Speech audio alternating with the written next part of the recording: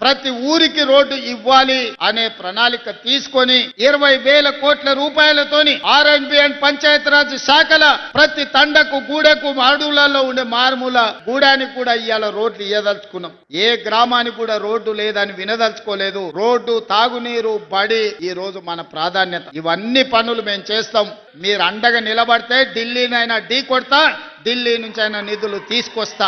అడగడానికి వెనకాడను, రాకపోతే కొట్లాడడానికి అసలే భయపడను. నా బాధ్యత ముఖ్యమంత్రిగా ప్రధానమంత్రి, కేంద్ర మంత్రుల దగ్గరికి వెళ్లి మనకు కావాల్సిన నిధుల కోసం, కావాల్సిన అనుమతుల కోసం ఒక్కడికి 100 సార్లు తిరుగుతా. నాకు ఓపిక ఉంది, వయసు ఉంది. విషయాన్ని వివరించే కనీస పరిజ్ఞానం నాకు ఉన్నది. తెలంగాణ రాష్ట్రం కోసం ఎవరినైనా కలుస్తాను. తెలంగాణ అభివృద్ధి కోసం ఎవరితోనైనా కొట్లాడతాను. మీ ఆశీర్వాదం నిండుగా ఇట్లనే ఉండాలి.